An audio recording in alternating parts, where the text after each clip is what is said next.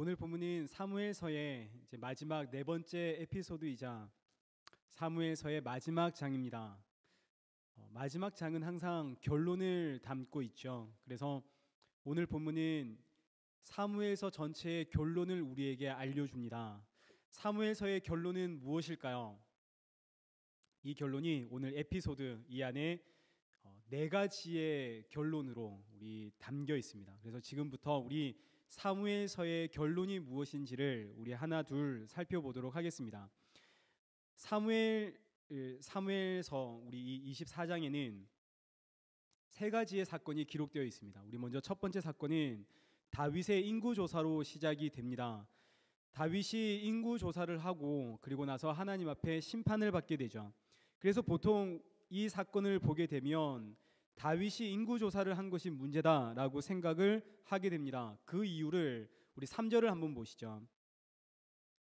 3절을 가지고 유추해냅니다. 우리 3절을 보시면 요압이 다윗을 향해 이런 말을 하게 되죠. 하나님이 원하시면 이 백성들을 얼마든지 100배나 더하게 하실 텐데 왜 인구 조사를 하십니까? 라고 말하며 요압이 말렸습니다. 요압의 주장을 토대로 우리가 생각을 하게 되면 다윗이 인구 조사를 한 이유는 하나님을 향한 불신 때문이다 이렇게 보여집니다. 이 나라는 하나님의 나라, 하나님이 번성하게 하실 터인데 인구 조사를 왜 하나? 백성들의 수를 세는 것은 이스라엘 자손을 모래처럼 많게 하실 그 하나님의 능력을 불신하는 행위이다. 그래서 다윗의 죄는 하나님이 하시는 일에 대한 불신이다라고 우리 쉽게 생각을 할 수 있습니다. 근데 만약 그렇다면 교회가 인구를 조사하는 것이 하나님을 향한 불신이라면 그렇다면 오늘 우리 교회 성도가 오늘 몇 분이 왔는지 이거 세하려서는 안 되겠군요. 성도의 수를 세하리는 것 이거 하나님을 향한 불신이기 때문이죠. 우리 이제 곧 저희 일의 교회가 1년 재정 보고를 하게 됩니다. 재정 보고를 하고 감사를 하는 것, 돈이 어떻게 쓰였는지를 확인하는 것, 이건 그야말로 먹이시고 입히시는 우리 하나님을 불신하는 행위 아닌가요? 교회를 불신하는. 그러나 우리는 교회가 성도가 몇 명인지를 세아리고 감사를 하고 재정 보고를 합니다. 왜일까요?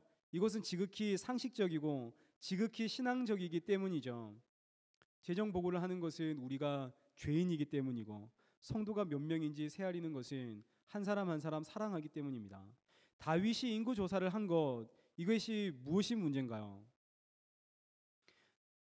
다윗이 인구 조사를 한 것은 문제가 아닙니다. 다윗이 인구 조사를 한 것은 아무런 문제가 안 되나 문제는 다윗이 왜 인구 조사를 하려고 했는가 이것이 문제입니다. 그래서 우리 다시 1절을 한번 보도록 하겠습니다. 다윗이 인구 조사를 한 그 이유 원인이 등장을 합니다. 그 이유는 여호와께서 다시 이스라엘을 향하여 진노하사 그들을 치시려고 하나님께서 이스라엘 백성들을 향해서 진노하셨습니다. 그래서 이스라엘 백성들을 치시려고 다윗에게 인구 조사를 시켰습니다. 그러니 지금 다윗의 인구 조사가 문제가 아니라 하나님을 진노하게 만든 이 이스라엘 백성들의 범죄 행위가 문제다 하는 것 우리 이제 알 수 있습니다. 이스라엘 백성들의 죄로 인해서 하나님이 진노하셨습니다. 그래서 이 이스라엘 백성들을 치시려고 심판하시려고 하나님께서 다윗을 하나님의 진노의 방맹이로 사용하시는 것이죠. 그러면 하나님이 이토록 진노하시는 이스라엘 백성들의 죄는 무엇일까요? 이 이스라엘 백성들의 죄가 무엇인지를 우리에게 알려주시려고 하나님께서 다윗을 격동시켜서 인구 조사를 하게 하십니다. 인구 조사의 결과 우리 8절과 9절 말씀을 함께 보겠습니다.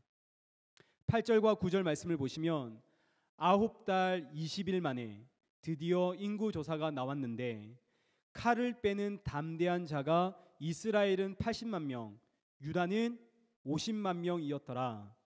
다윗의 인구 조사는 알고 보았더니 온 이스라엘 백성들을 모두 다 대상으로 한 것이 아니다 하는 것 우리 알게 됩니다. 알고 보았더니 다윗의 인구 조사는 오직 칼을 뽑아 빼는 사람, 다윗은 지금 자신의 군대가 몇 명인지를 조사했던 것이죠.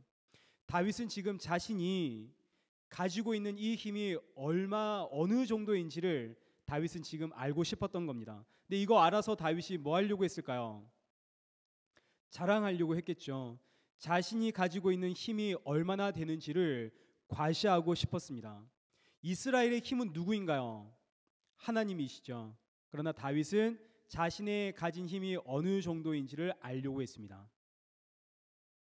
그래서 인구 조사를 명하게 됩니다. 지금 이것이 하나님께서 이스라엘 백성들을 향해 지적하고 계시는, 진노받아 마땅하다 하나님께서 결정을 내리신 이스라엘 백성들의 죄입니다. 이스라엘 백성들의 죄는 하나님을 향한 불신이 아니라 지금 자신들이 가지고 있는 힘이 무엇인지를 찾아낸 것, 내가 가지고 있는 이 힘이 얼마나 대단한지를 과시하고 싶었던 것, 자신의 힘을 자랑하는 것, 이것이 지금 이스라엘 백성들의 죄입니다. 지금 이스라엘 백성들은 자신들의 그 역사상 단 한 번도 경험해 본 적이 없는 호사를 누리고 있습니다. 이스라엘 주변의 그 강대한 열국들이 지금 이스라엘을 향해서 조공을 바치고 있습니다. 전에 누려보지 못했던 승리와 평안함, 그리고 막대한 부를 이스라엘 백성들이 경험하게 되었습니다. 표면적으로 너무나 지금 복된 시대를 이스라엘 백성들이 살아가고 있습니다. 그러나 그들의 내면은 지금 자신들이 가지고 있는 이 힘을 자랑하고 싶어서 그 욕구와 욕망으로 가득 차 버린 것이죠. 누가 진짜 나의 힘인지를 잊어버리고 내가 가지고 있는 이 힘이 어느 정도인지를 살펴보고 싶었던 이스라엘 백성들, 그리고 은근슬쩍 이 힘들을 비춰내는 이스라엘 백성들, 내가 이룬 이 성취, 내가 이룬 이 안전, 지금 내가 가지고 있는 이 부를 자랑하는 이스라엘 백성들. 성경은 이것을, 힘을 자랑하는 이것을 교만이라고 부릅니다. 우리 잠언 6장 16절 이하의 말씀을 보시면 하나님이 미워하시는 것 7가지의 목록이 등장을 하고 가장 먼저 1번으로 등장하는 것이 교만한 눈입니다. 교만한 눈은 하나님을 보지 않기 때문입니다. 교만한 눈은 이것이 하나님으로부터 온 것, 하나님이 주신 것이라는 것을 인정하지 못하게 합니다. 교만한 눈은 하나님이 아니라 나를 보게 합니다. 그래서 잠언 16장 18절 말씀을 보시면 교만은 패망의 선봉이요 넘어짐의 앞잡이다라고 말씀을 하고 있는 것이죠. 이 교만이 지금 이스라엘 백성들의 죄였고 하나님께서 이스라엘 백성들에게 진노하시는 이유가 됩니다. 이제 똑같은 내용이 역대상 21장에 기록되어 있습니다. 우리 1절부터 한번 보시죠. 역대상 21장 1절.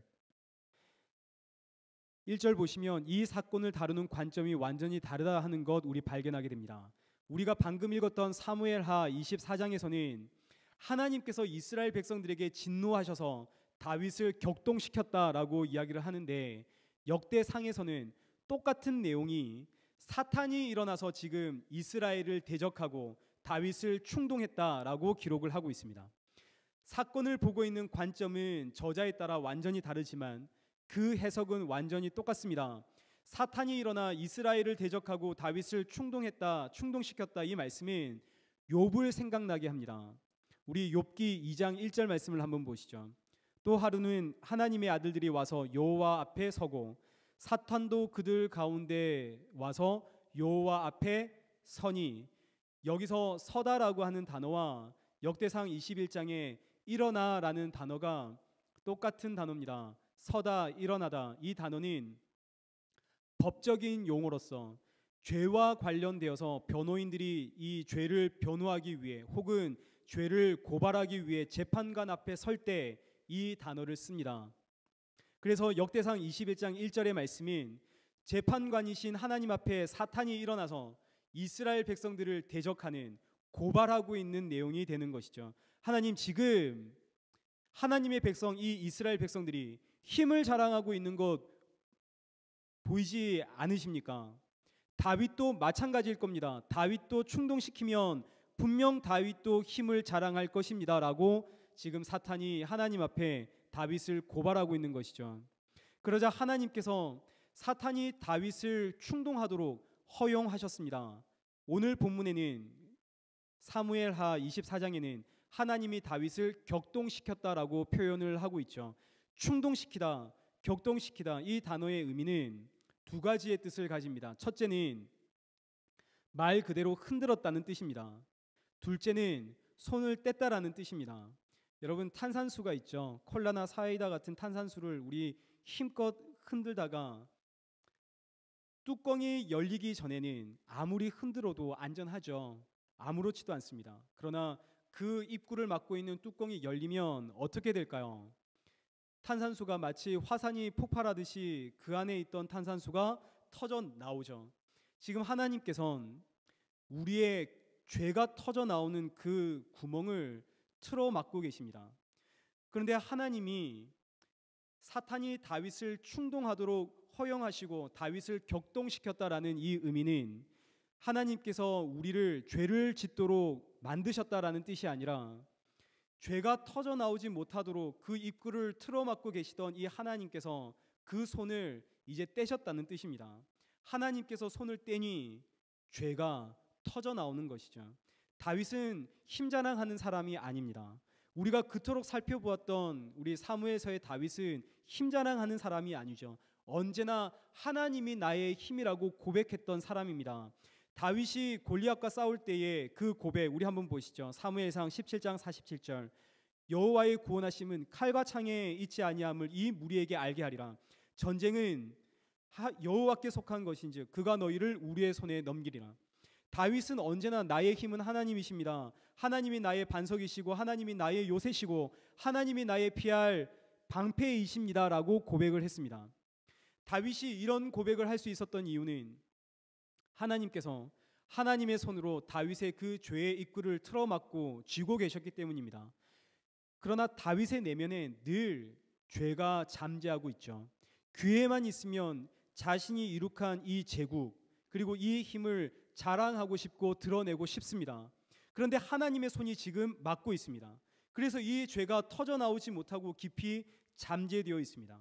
여러분, 이것이 하나님의 은혜입니다.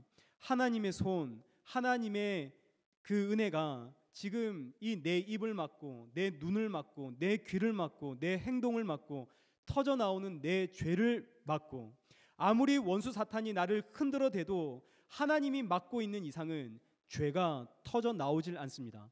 부글부글 끓지만 다시 잠잠해지는 것이죠. 그런데 이 순간 하나님께서 이 하나님의 손을 떼시면 죄는 폭발합니다. 그때는 아무리 막으려고 해도 막을 수가 없습니다. 그래서 오늘 본문 3절과 4절 말씀을 보시면 신하들의 만류에도 불구하고 다윗이 신하들을 재촉해서 조사를 시키도록 하는 것이죠. 힘을 자랑하고 싶은 다윗, 내 힘이 어느 정도인지를 알고 싶은 다윗, 다윗의 교만이 터졌습니다. 그래서 첫 번째 사건의 메시지는 결론이 아니라 메시지입니다. 메시지는 우리는 죄인이라는 메시지입니다. 하나님의 은혜의 손이 나를 지금 막고 있지 않으면 언제든 죄가 터져 나오는 우리는 죄인입니다. 그러면 이제 이런 질문이 가능하겠군요. 왜 하나님께서 계속 쥐고 계시지? 왜 이 쥐고 계신 하나님의 손을 한 번씩 한 번씩 놓으실까요? 계속 붙잡고 계시면 얼마나 좋은가요?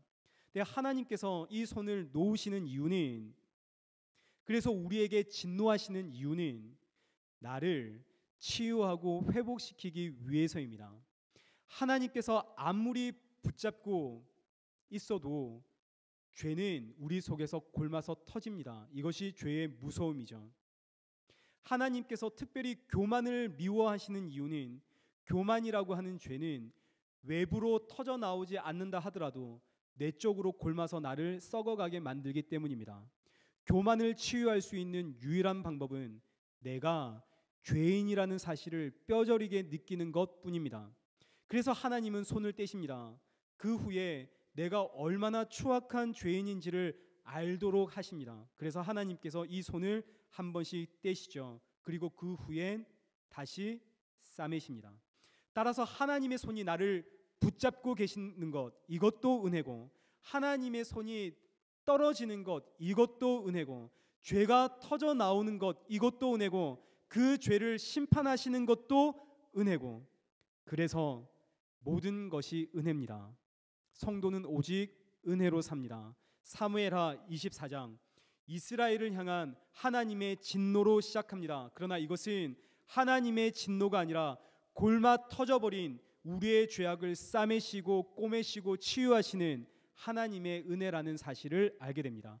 그러니 그동안 우리가 살펴보았던 사무엘서에 등장하고 있는 하나님의 모든 재앙은, 모든 심판은 결국 하나님의 은혜요, 하나님의 사랑이라는 것 우리 알게 되죠. 그래서 성도는 오직 은혜로 말미암아 삽니다. 이것이 사무엘서 전체가 가지고 있는 네 가지의 결론 중에 첫 번째입니다. 성도는 오직 은혜로 삽니다. 가난함도 은혜요, 부함도 은혜요, 패하심도 은혜요, 세우심도 은혜요, 하나님의 자비와 긍휼도 은혜요, 하나님의 심판과 재앙도 은혜입니다. 성도는 오직 은혜로 삽니다.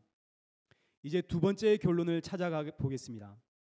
하나님께서 이스라엘 백성들을 진노하시는 이유가 이스라엘 백성들이 힘을 자랑하는 그 교만이라는 사실을 우리 알았습니다. 그래서 이제 두 번째 사건은 하나님께서 이 이스라엘 백성들을 심판하는 내용이 기록되어 있습니다. 우리 11절과 12절 말씀을 보시죠. 하나님께서 선지자 갓을 통해서 세 가지 중에 하나를 선택해라 라고 이야기를 하십니다. 13절입니다. 첫 번째, 7년간의 기근이 있다. 둘째, 왕이 원수에게 석 달 동안 도망 다녀야 한다. 셋째, 사흘 동안 3일 동안 전염병이 있을 것이다. 그리고 나서 아주 의미심장한 말을 남깁니다. 왕은 생각하여 보고 대답하소서. 아주 의미심장한 말을 남기죠. 잘 생각하고 결정하라는 뜻입니다. 여러분, 어떤 결정이 가장 좋은 결정일까요? 여러분은 어떤 결정 하시겠습니까? 일단 7년 기근은 안 됩니다. 7년 동안 먹을 것이 없으면 이건 정말 끔찍한 일이 일어납니다. 우리 열왕기하 6장 한번 보시죠. 사마리아 성이 원수들로 인해서 포위되었을 때 그 짧은 몇 개월 기간 동안 먹을 것이 없어서 아들을 삶아 먹는 일이 벌어집니다. 몇 개월의 기근에도 자녀를 잡아먹는데 7년 기근이면 살아남을 사람이 없죠. 일단 7년 기근은 안 되겠습니다. 그럼 선택할 수 있는 것은 둘째와 셋째뿐이군요. 왕이 원수에게 석 달 동안 도망 다닐 것, 아니면 3일 동안 전염병이 있을 것. 여러분, 어떤 선택이 좋을까요? 다윗은 3일 동안의 전염병을 선택을 했습니다. 그리고 그 결과는 15절. 몇 명이 죽었나요? 7만 명이 죽었습니다. 다윗의 결정 잘했나요? 못했나요? 저 같으면 석 달 도망 다니겠습니다. 다윗은 도망 잘 다니는 사람이잖아요. 그동안 다윗은 사울 왕을 통해서 수년 동안 도망 다녔던 사람입니다. 압살롬을 피해서도 도망 다녔던 사람. 다윗은 도망을 잘 다니는 사람입니다. 석 달만 도망 다니면 될 텐데 다윗은 전염병을 선택해서 7만 명을 죽입니다. 잘했나요? 못했나요? 근데 여러분, 다윗의 고백을 보시죠. 14절입니다. 내가 고통 중에 있도다. 다윗이 지금 무엇을 선택해야 될지 모르죠. 너무 다윗이 고통스럽습니다. 그리고 이 백성들이 어떤 선택을 하더라도 백성들이 아플 것, 그걸 생각하니 너무 고통스럽습니다. 그리고 나서 하는 고백입니다. 청하건대 여호와께서는 긍휼이 크시니 우리가 여호와 손에 빠지고 내가 사람의 손에 빠지지 아니하기를 원하노라. 여러분, 이거 무슨 뜻일까요? 지금 여러분, 이것이 다윗의 놀라운 신앙 고백입니다. 사람의 손에 빠지지 않고 하나님의 손에 빠지길 원했습니다. 그 이유는 우리 여호와 하나님은 무엇이 크시기에? 긍휼이 크시기에. 여러분, 이걸 다시 표현하면 이런 뜻입니다. 하나님의 손에 빠지면 죽어도 죽은 것이 아닙니다의 고백입니다. 왜냐하면 하나님의 손에 빠지면 죽어도 산 것이기 때문입니다. 하나님의 손에 빠지면 설령 죽었다 하더라도 긍휼이 크신 하나님은 반드시 다시 살려 고치시고 싸매시기 때문입니다. 그래서 지금 다윗이 하나님의 손에 빠지면 죽어도 죽은 것이 아닙니다. 지금 이 고백을 하는 것이죠. 이 믿음으로 다윗이 3일간의 전염병을 택하게 됩니다. 3일간의 죽음. 그러나 부활한다는 부활의 믿음, 부활의 신앙, 이것이 날 위해 죽으시고 부활하신 예수님을 향한 부활의 신앙, 부활의 믿음입니다. 성도는 바로 이 부활의 믿음으로 삽니다. 하나님의 손에 의해 죽은 자, 예수 그리스도 안에서 죽은 자는 죽은 자가 아닙니다. 예수 그리스도 안에서, 하나님 안에서 고통받는 자는 고통받은 것이 아닙니다. 우리는 이 부활을 믿습니다. 그래서 사무엘서의 두 번째 결론입니다. 성도는 무엇으로 사는가? 성도는 오직 믿음으로 말미암아 삽니다. 그런데 이 믿음은 어떤 믿음인가요? 부활의 믿음입니다. 성도는 오직 부활의 믿음을 가지고 삽니다. 성도는 하나님 믿습니다. 그러니 저 문제가 무너질 줄 믿습니다. 이 믿음으로 사는 것이 아니라 성도는 오직 부활의 믿음으로 삽니다. 오늘 저와 여러분은 부활합니다. 죽어도 죽은 것이 아닙니다. 이 믿음으로 삽니다. 이제 여기까지 정리를 하면 사무엘서의 첫 번째 결론은 성도는 오직 은혜로 삽니다. 두 번째 결론은 성도는 오직 부활의 믿음으로 삽니다. 그럼 세 번째는 뭘까요? 성도는 오직 말씀으로 삽니다. 그래서 사무엘서의 세 번째 결론은 오직 말씀입니다. 우리 18절 말씀을 보시죠. 선지자 갓이 다윗에게 여부스 사람 아리우나의 타작마당에서 하나님을 위해 제단을 쌓아라 라고 명령을 내렸고, 19절 다윗이 여호와께서 명령한 대로 준행을 했습니다. 이것이 사무엘서 전체가 말하고 있는 세 번째 결론입니다. 사무엘서를 보시면 끝은 항상 하나님의 말씀에 대한 순종으로 끝이 납니다. 모든 사건이 똑같습니다. 사무엘서에 등장하고 있는 모든 사건은 다 마지막엔 여호와 하나님의 말씀에 순종으로 끝이 나죠. 그래서 성도는 오직 하나님의 말씀에 순종으로 삽니다.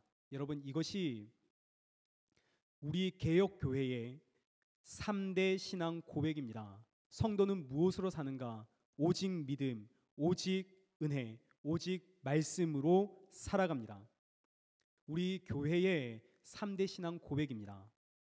오직 은혜, 오직 믿음, 오직 말씀으로 살아가는 사람들이 있습니다. 그들을 우리는 예배자라고 부르죠. 하나님은 성도가 오직 은혜요, 오직 믿음이요, 오직 말씀으로 살아가는 예배자가 되기를 원하십니다. 이것이 사무엘서의 결론입니다. 하나님은 예배자를 찾고 계십니다. 그리고 오늘 저와 여러분이 이 예배자가 되기를 축복합니다. 예배자가 어떤 사람인지를 이제 알았습니다. 사무엘서 전체를 통해서 하나님은 하나님의 백성이 오직 은혜로 살아가는 예배자, 오직 믿음으로 살아가는 예배자, 그리고 오직 말씀으로 살아가는 예배자가 되기를 원하십니다. 그러면 예배란 무엇인가요?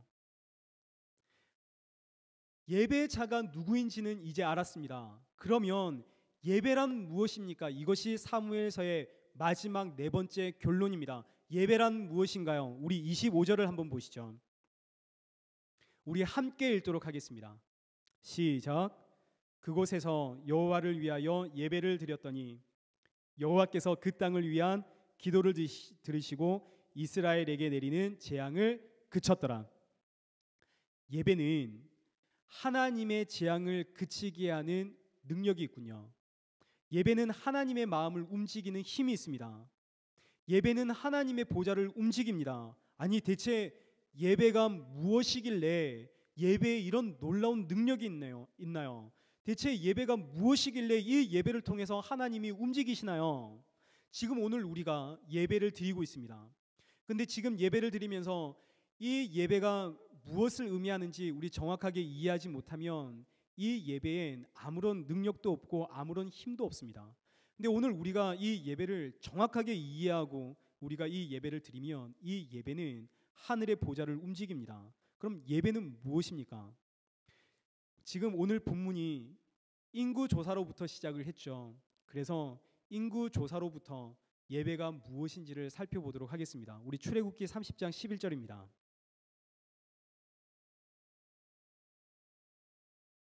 하나님께서 이스라엘 백성들의 수를 세아릴 때 반드시 생명의 속전을 하나님께 드리라고 명령을 하십니다. 그 이유는 사람들을 계수할 때 그들 중에 무엇이 없게 하려고요?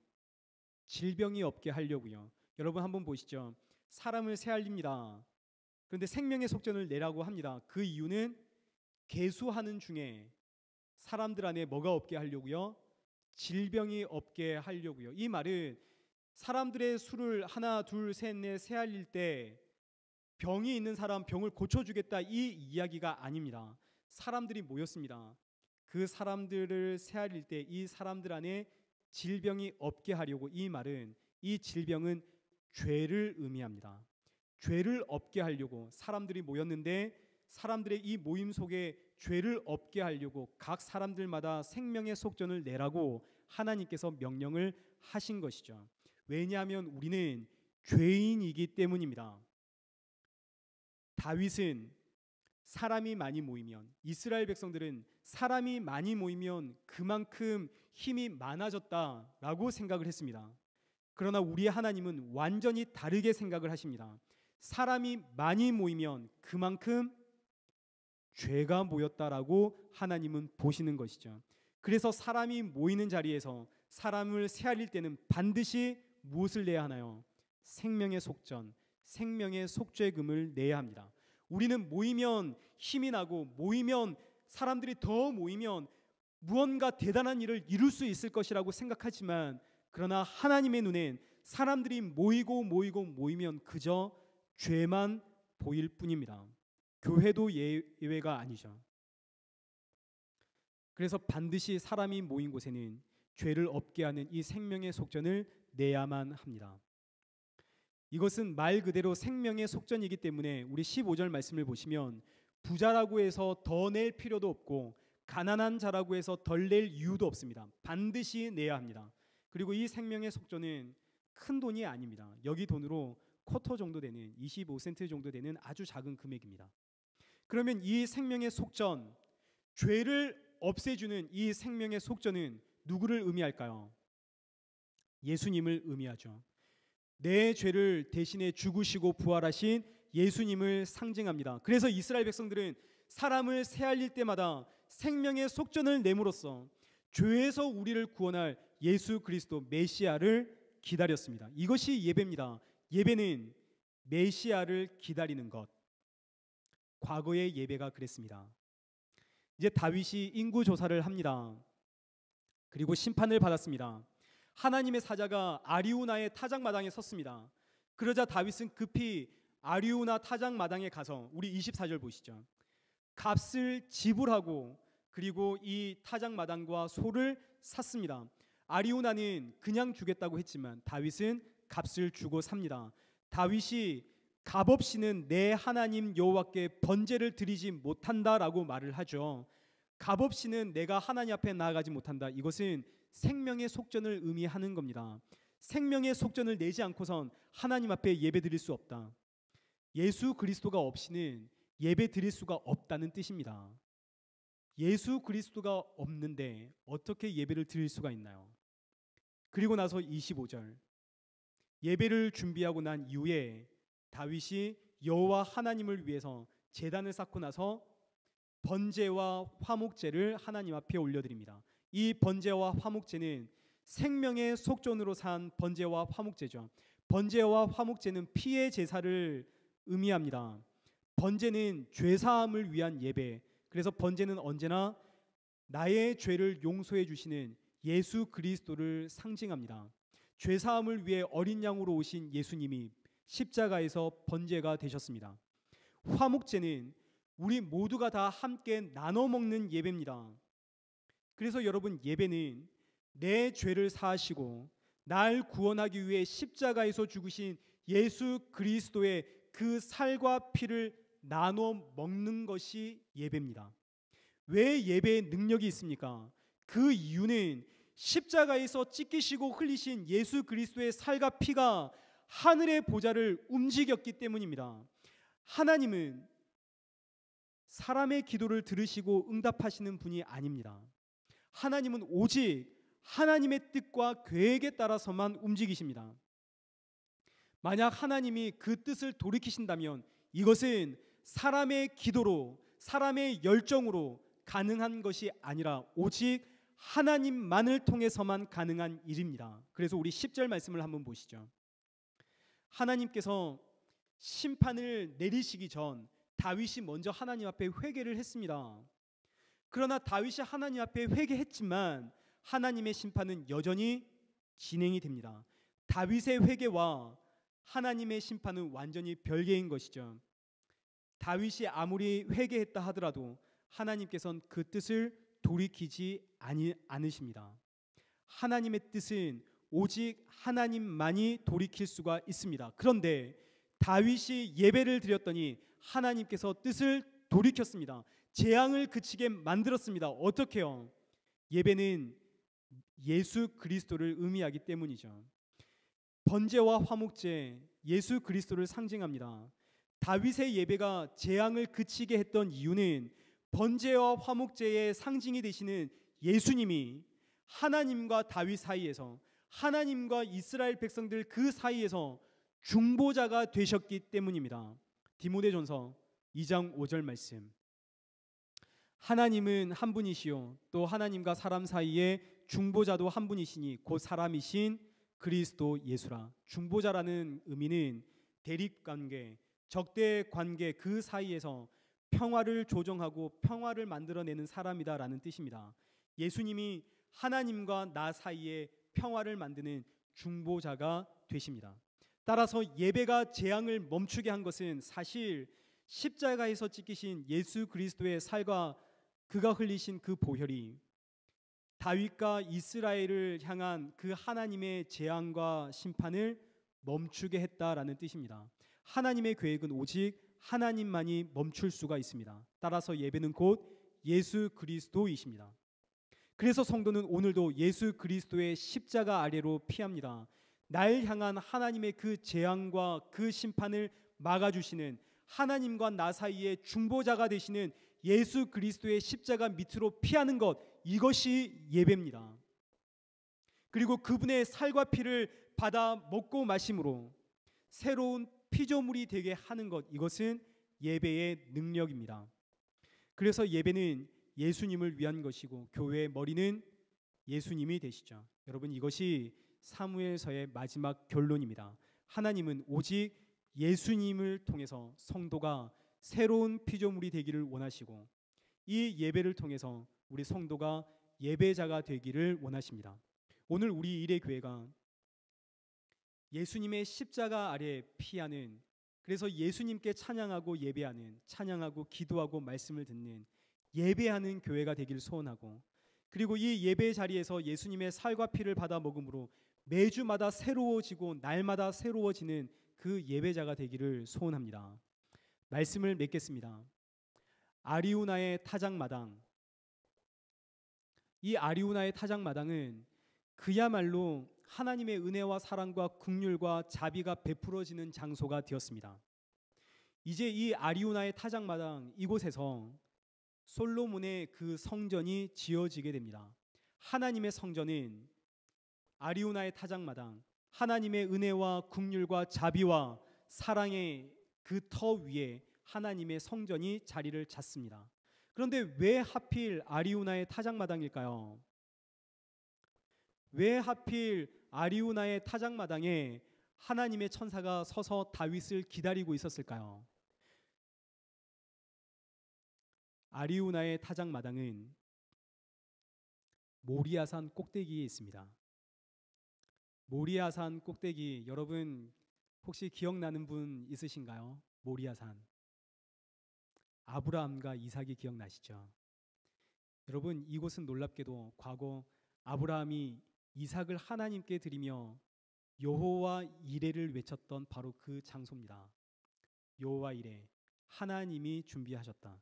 수천 년 전 하나님께서 이미 준비해 놓으신 그 장소, 이 장소에서 재앙이 멈췄고 하나님께서 이미 준비해 놓으신 이 장소에서 죄사함과 은혜와 사랑과 긍휼과 자비와 회복이 이루어졌고 하나님이 이미 준비해 놓으신 바로 이곳에 하나님의 성전이 지어지게 되었습니다. 제가 말씀을 준비하면서 여기서 우리 일의 교회를 향한 하나님의 부르심과 그 비전, 소명을 느끼게 됩니다. 우리 일의 교회, 하나님께서 이 밴쿠버에 이미 준비해 놓으신 교회입니다. 밴쿠버의 죄사함과 은혜와 사랑과 긍휼과 자비와 회복을 위해서 이미 준비해 놓으신 교회, 바로 이곳에서 죄의 저주가 끊어지고 삶의 재앙이 끊기는 축복의 자리로 하나님께서 우리 일의 교회를 준비하셨습니다. 물론 우리 일의 교회뿐만 아니라 이 땅의 모든 교회를 향한 하나님의 비전이겠지만, 그러나 우리 일의 교회를 향한 이 하나님의 그 놀라운 일들을 기대하게 됩니다. 하나님께서 이미 준비해 놓으신 우리 일의 교회, 그리고 하나님께서 이미 준비해 놓으신 저와 여러분을 통해 하나님이 하실 놀라울 일들을 기대합니다.